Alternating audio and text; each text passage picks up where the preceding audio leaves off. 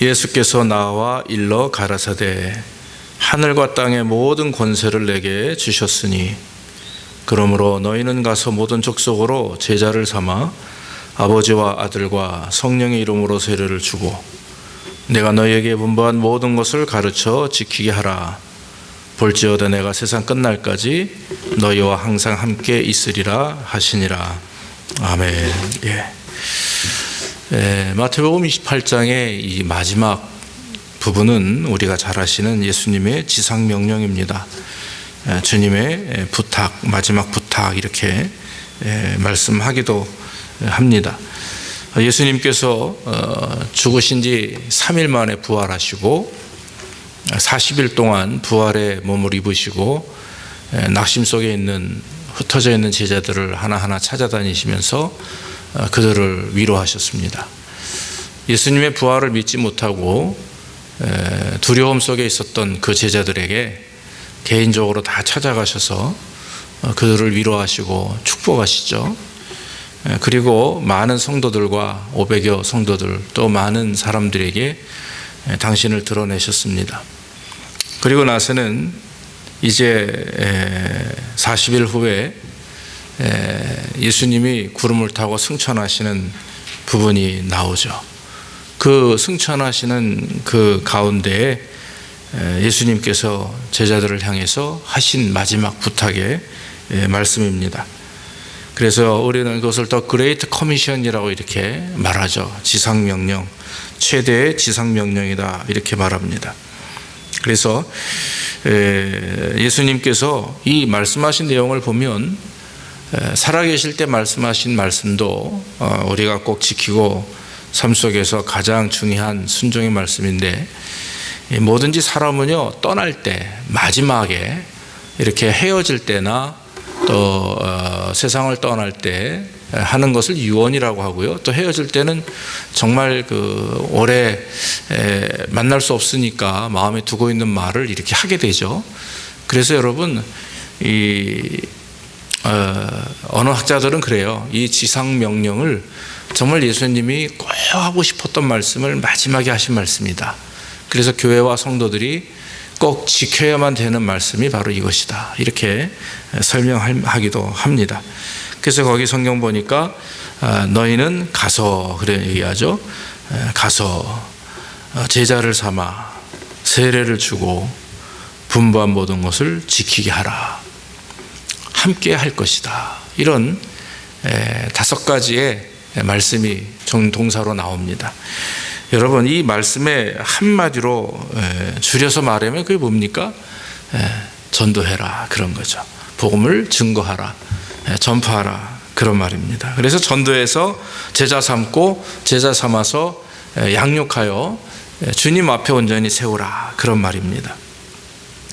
예수님께서 이 땅에 오셔서 하신 말씀이 하신 일들이 무엇입니까? 그것은 바로 3년의 공생의 기간 동안 복음을 증거하는 일이었습니다. 가르치는 일이었죠. 열정적으로 가르쳤습니다. 불쌍한 사람들 먹이셨습니다. 굶주린 사람들 먹이셨어요. 먹이셨다는 말씀이 뭐 그냥 맛있는 것들 막 싸들고 다니시면서 도시락 나눠주고 이게 아니라 그 어린아이의 도시락을 가지고 참 축사하셔서 오병이어의 기적을 일으키시기도 하셨습니다. 이와 같이 가난한 사람들을 먹이시고 병든 자들을 고치시고 마귀와 또 병마에 눌린 자들을 다 마귀를 물리치시는 그런 은혜를 보이셨습니다. 그리고 정말 과학으로 할 수 없는, 의학으로 할 수 없는 불치병들을 우리 주님께서는 그냥 말씀으로 또 간단한 어떤 액션, 눈에다가 진흙을 침을 뱉어서 이겨서 장님의 눈에 바른다든지 뭐 이런 식으로, 또 옷자락에 손을 댄 자들에게 나음을 입게 하신다든지 이런 하나님 그리스도 메시아의 능력을 통해서 많은 성도들을 치유하셨다라고 하는 거죠. 왜 그렇게 하셨는가? 그것은 바로 예수 그리스도가 누구시며 또 하나님을 믿는 자들이 어떻게 구원받는다고 하는 것을 보여주시는, 즉 복음을 증거하는 설명 중에 하나라고 하는 것입니다. 사랑하는 성도 여러분, 예수님이 이 땅에서 하신 그 일들 한마디로 말하면 복음을 증거한 겁니다. 왜냐하면 그것이 살리는 일이기 때문에. 병원에 가보면 참 대단하죠. 의사들이. 저도 이멀전시에 가보기도 하고 또 신방을 통해서 뭐 여러 번 병원을 가봤지만 흰 가운을 입고 돌아다니는 의사들 보면 참 존경스러워요. 참 그분들의 손길을 통해서 거의 질병 속에 있는 고통당하는 자들이 다 이렇게 치료를 받게 되죠. 뭐 사실 그것이 육신적인 어떤 질병이지만 그래도 치료를 받습니다. 또 대단한 분은 911 요원들이죠. 소방관들이죠. 그래서 경찰들이나 이런 분들 어려움 속에 있는 사람들을 구제합니다. 구원합니다. 심지어는 동물이 어떤 위기에 처했을 때에도 아주 그걸 힘을 다해서 그걸 구하는 모습을 보기도 하죠. 참 귀한 분들입니다. 사람을 그렇게 구할 수 있다는 것이 얼마나 귀한 일인지 몰라요. 그런데 여러분, 우리는 그런 분들에 대해서 고마움을 느끼는데 진짜 고마움을 느낄 사람들이 있습니다. 그게 누굽니까? 바로 저와 여러분들을 구원받을 수 있도록 우리를 교회로 인도한, 또 우리에게 믿음을 심어준 우리 부모님이나 또 우리 주변의 친구들이나 이런 분들에게. 왜냐하면 우리는 그분들의 전도를 통해서, 그분들의 믿음의 개성을 통해서 뭐가 됐어요? 살아있는 하나님의 사람이 됐기 때문에, 생명을 가지고 있기 때문이다라고 하는 것입니다. 사랑하는 성도 여러분, 그래서 의사도 중요하고 911 요원들도 참 훌륭한 분들입니다. 그러나 여러분, 진짜 하나님이 기뻐하시는 훌륭한 사람들은 누구냐? 복음을 증거해서 죽은 영혼들, 또 생명을 잃은 영혼들에게 생명을 주고 정말 그 구원받게 할 수 있는, 구원받도록 인도하는 그런 전도자들, 그런 성도들이 하나님이 가장 기뻐하는 줄로 믿습니다. 예수 믿어서 구원받았다, 하나님의 자녀가 되었다라고 하는 말은요, 축복의 개념입니다만은 우리가 느끼는 이 땅에서 받는 축복에 대한 개념으로 끝나서는 절대 안 됩니다. 그건 굉장히 어리석은 믿음이에요. 그 이상의 것이 있습니다. 그것이 무엇입니까? 구원받은 성도들에게 당연히 따라오는 의무가 있는데 뭐냐 하면, 내가 너를 구원하였으니 너도 다른 사람들에게 복음을 증거하라, 이거거든요. 그러니까 사명은, 우리는 전도의 사명을 갖고 태어난 거죠. 그래서 전도하고 가르치고 지키게 하는 것이, 그것이 우리 모든 성도들이 해야 될 그런 하나님의 뜻이요, 우리가 맡겨진 사명이라고 하는 것입니다. 우리가 예수를 믿는 하나님의 자녀요, 그리스도의 일꾼이라고 하면 우리는 이 일을 분명히 잘 감당해야 될 줄로 믿습니다. 해도 되고 안 해도 되는 것이 아니죠. 최선을 다해서 해야만 되는 그런 의무라고 하는 것입니다. 여러분, 교회는 그리스도의 몸이죠. 그리스도의 몸이고 우리는 지체입니다. 그리고 사역의 개념에서는요, 교회는 영혼을 살리는 일을 해야 되는 곳입니다. 그래서 교육하고 구제하고 봉사하고 하는 것도 중요합니다만은 더 중요한 것이 전도입니다. 전도와 선교죠. 그래서 복음을 증거하는 일은 하나님이 가장 기뻐하는 일입니다. 지금 당장 우리도 2년 전만 해도요, 작년에 우리가 엘살바도르에 가지 못했어요. 지금도 저는 무거운 짐을 마음속에 늘 가지고 있습니다. 작년에도 인원도 그렇고 재정적인 문제도 있었습니다. 근데 올해는 또 인연적인 부분이에요. 여러분들이 가게 문을 닫고 일주일을 시간을 내지 않으면 솔직히 될 수 없는 일이에요. 거기에는 참 수없이 많은 수백 명의 아이들이, 난민 아이들이 기다리고 있습니다. 우리는 매달 150불을 헌금을 보내는 것으로 우리의 마음의 위안을 삼지만, 그러나 여러분, 그건 선교가 아닙니다. 그건 지원에 불과하죠. 선교는, 전도는 가서 전도하고 복음을 증거하고 또 그들에게 양육하는 거죠. 저희 교회는 특별히 주일학교를 맡았어요. 그래서 주일학교 아이들에게 3일 동안 여름성경학교를 했었습니다. 그러나 올해는 참 인원적으로나 또 재정적으로 어떻게 하나님께 우리도 지금 기도하고 있습니다. 그래서 여러분, 정말 여러분들이 시간을 내어서 내가 일주일 주를 위해서, 영혼을 위해서 헌신하겠다라고 하는 어떤 투자와 헌신이 있을 때 우리는 엘살바도르 선교를 계속 진행할 수가 있는 것입니다. 오늘 성경 말씀에 보면은 하나님께서, 그리스도께서 우리에게 먼저 가라, 그런 말씀을 해요.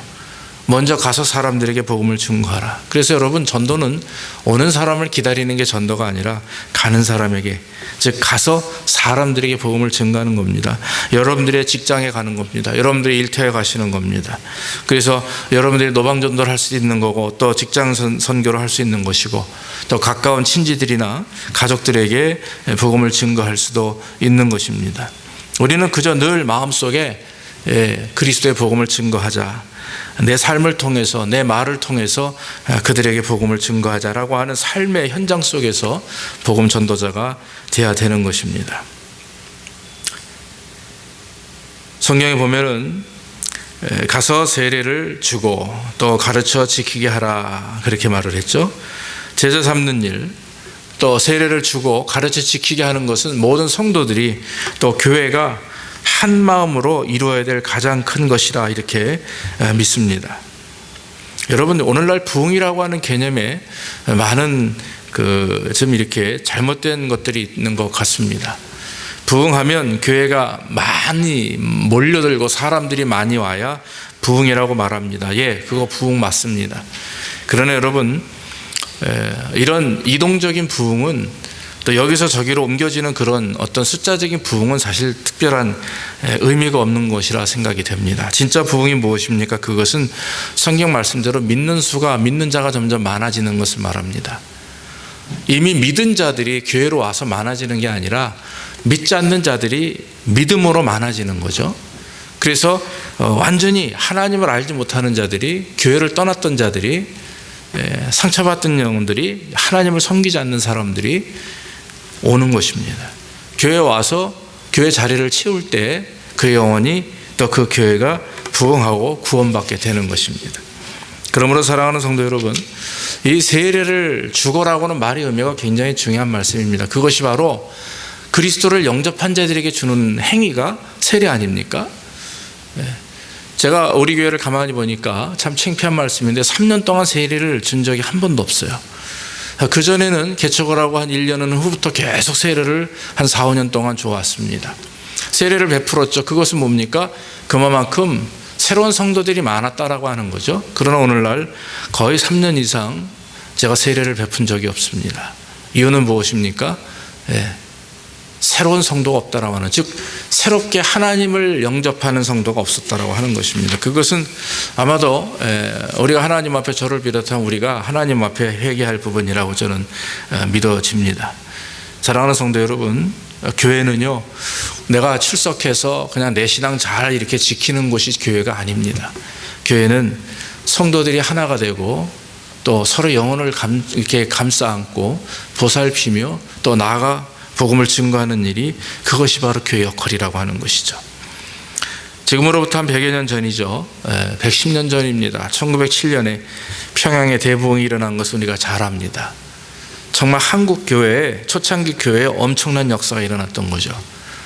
예배 중에 성령 충만하게 되자 성도들이 바깥으로 나가서 복음을 증거하기 시작을 합니다. 평양교회에 커다랗게 평양이 부흥이 일어나면서 교회가 생기면서 너무 많은 믿지 않는 영혼들이 예수 믿겠다고 들어오다 보니까 교회가 감당이 안 되는 거예요. 그래서 천막을 치고 계속해서 예배 장소를 넓히면서 교회가 계속해서 늘어납니다.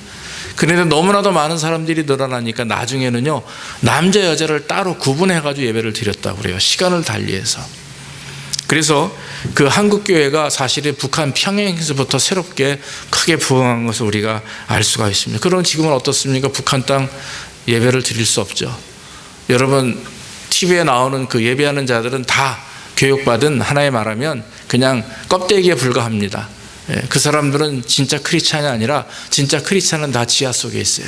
보이지 않는 곳에서 정말 지금도 하나님 앞에 초대교회 성도들처럼 핍박과 환난을 피하면서 하나님 앞에 기도하는 거죠.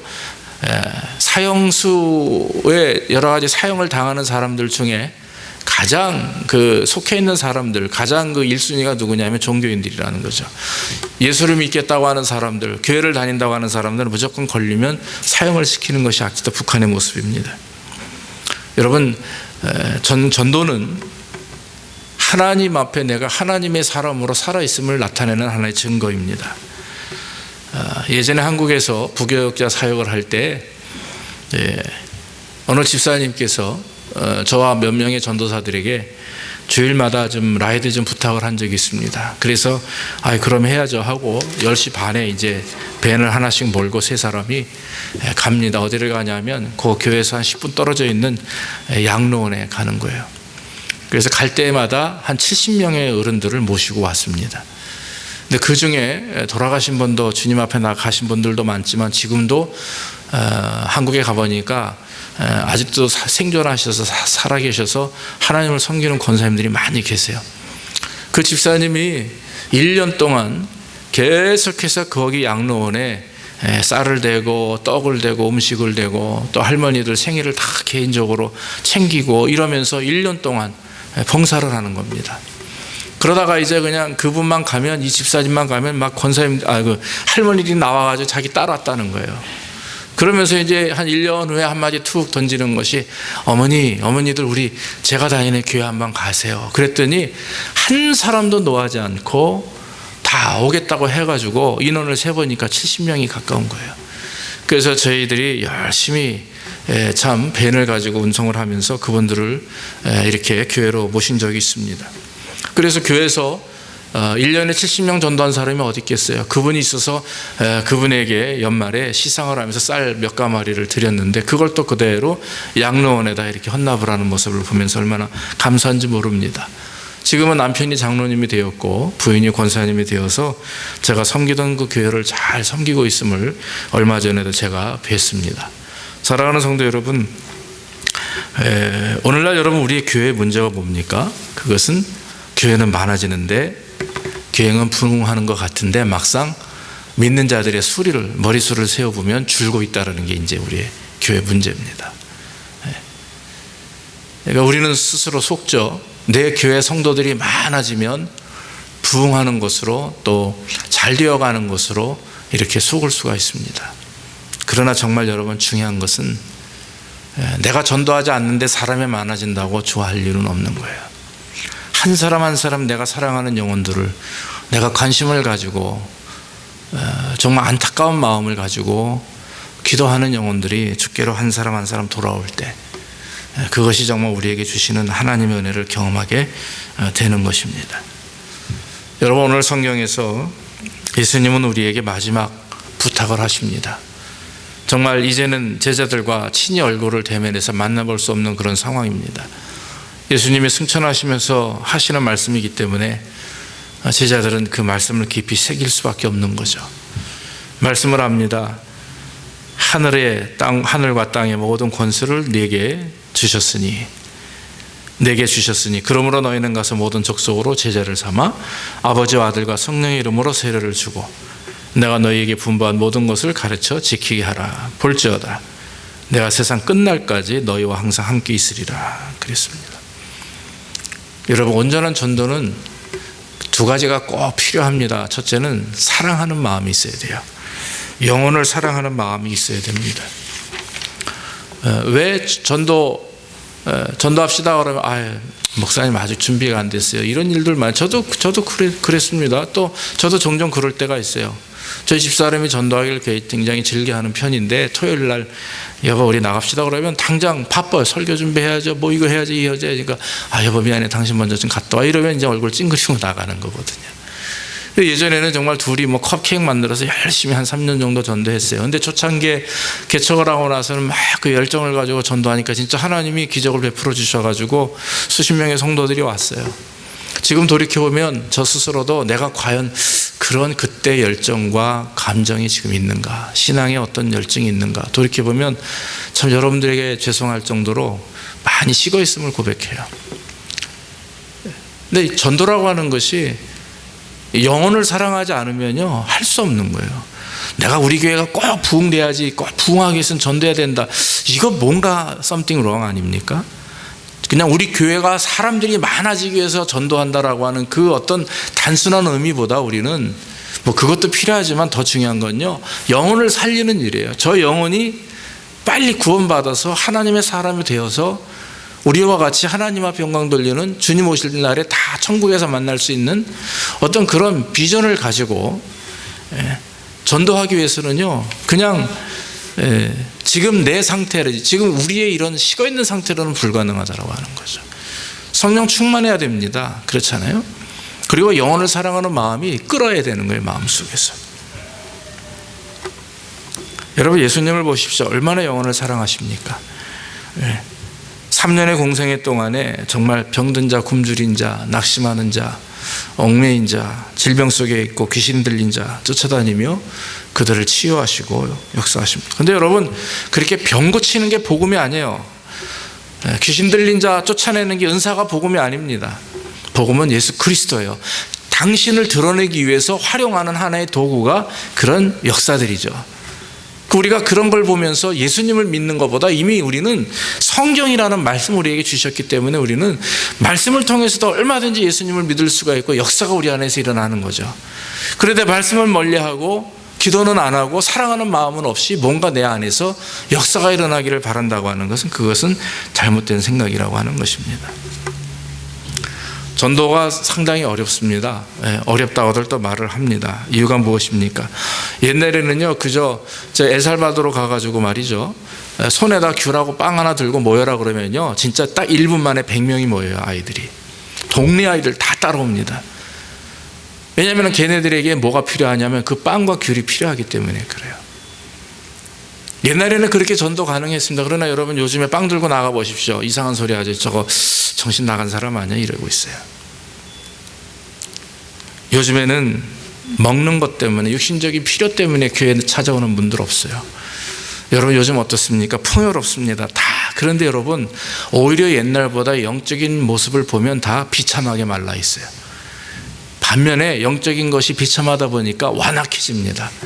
그래서 사람들이 복음을 증거하다 보면요, 아시 앞에 가가지고 뭐 컵케이크하고 이렇게 예전에 CD하고 이렇게 증거하다 보면 제가 이렇게 목사님인가 보네, 그러고 그냥 쓰레기통에 바로 앞에 있잖아요. 쓰레기통에 그냥 버리고 가요.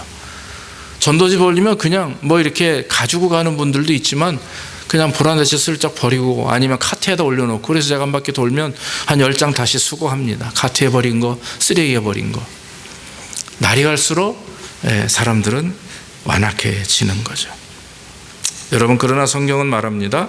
우리가 전도하면서 또 신앙생활하면서 낙심하고 또 지칠 때 주께서 우리에게 말씀합니다. 선을 행하되 낙심하지 말고 포기하지 말고죠, 끝까지 행하는 자는 때가 이를 때 이루리라 그랬어요.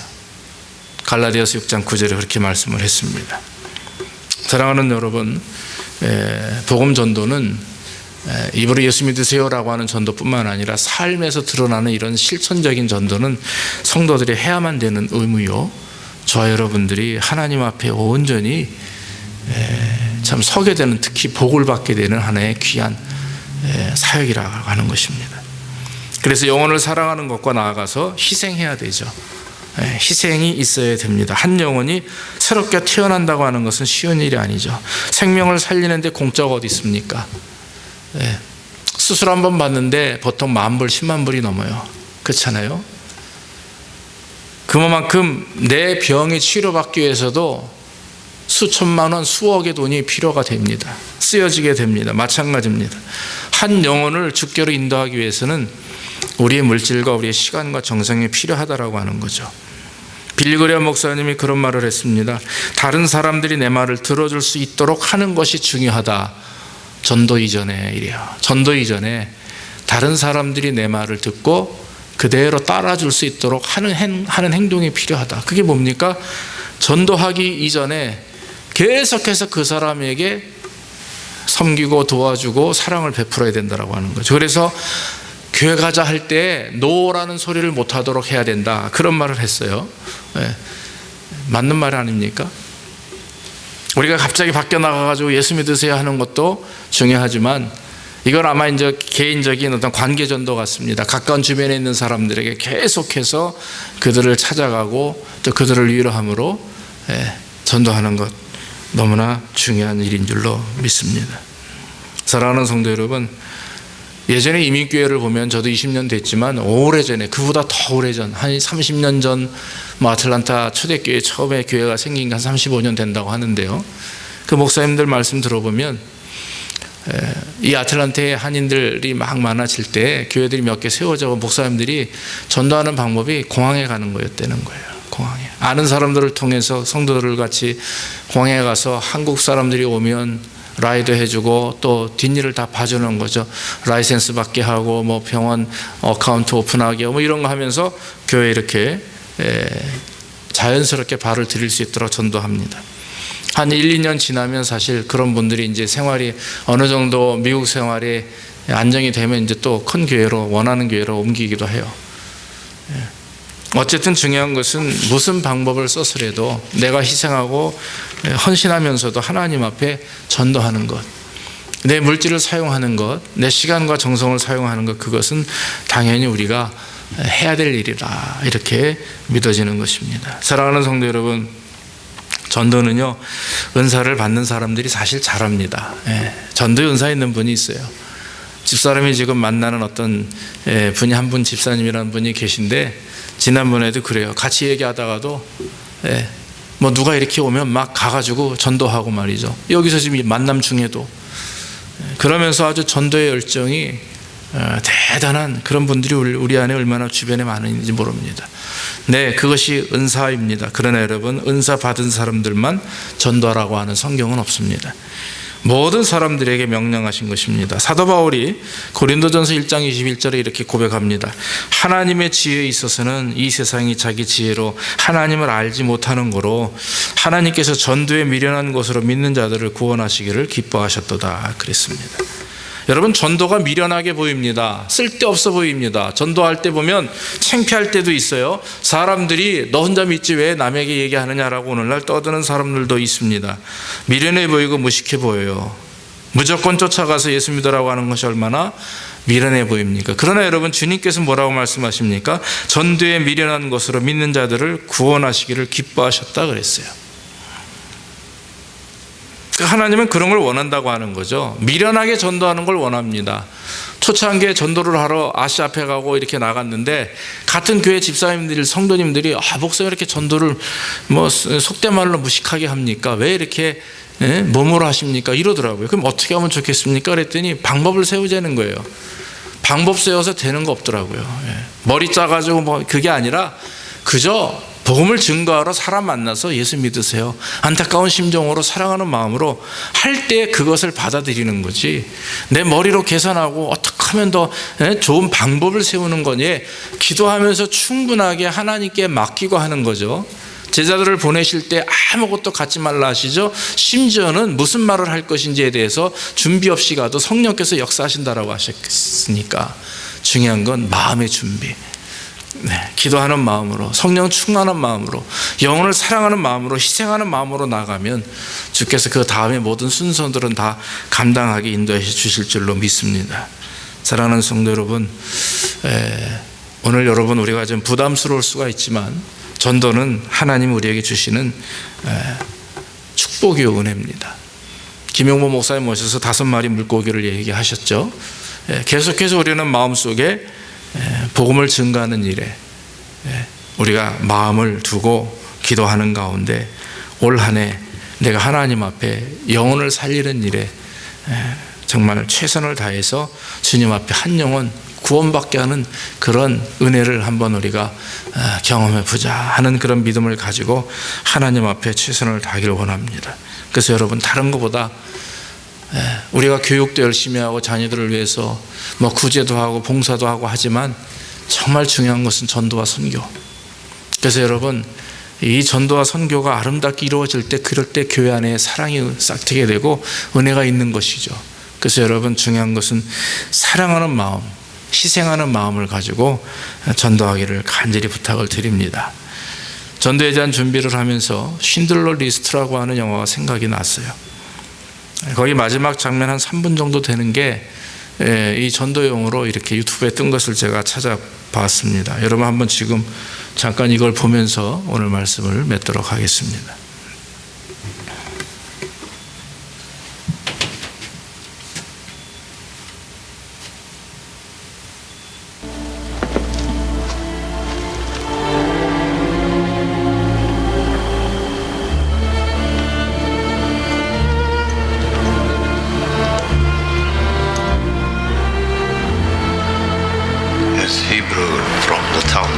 says, whoever saves one life saves the world entire.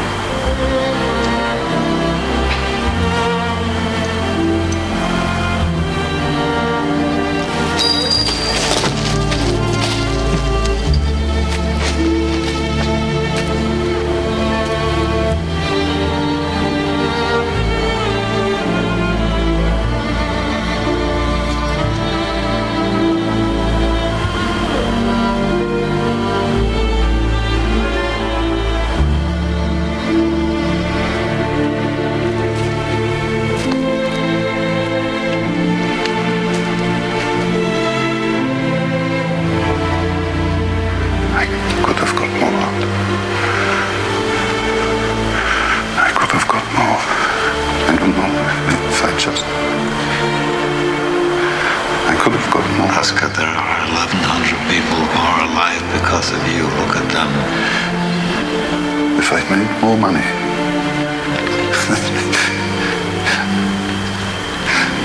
I threw away so much money. You have no idea. If I just... There will be generations because of what you did. I didn't do enough. You did so much.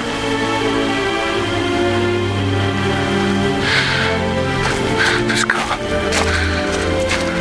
Kurt would have bought this car. Why did I keep the car? 10 people right there. 10 people. 10 more people.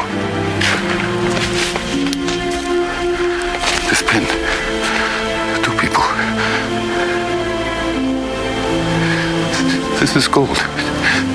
2 more people. He would have given me 2 for it. At least 1. He would have given me 1. 1 more. 1 more person. Person is there. For this. I could have got 1 more person. And I didn't. I didn't.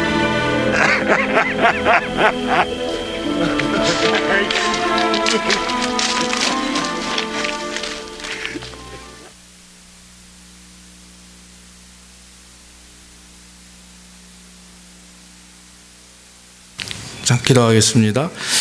하나님 감사합니다. 우리가 한 영혼을 천하보다 귀하게 여겨서 그들에게 복음을 증거할 수 있는 우리가 될 수 있도록 인도해 주옵소서. 유태인들을 살리는 일에 자기의 전 재산을 바쳤던 신들러 리스트는 더 구하지 못한 것을 가지고 애통해하는 모습을 봅니다.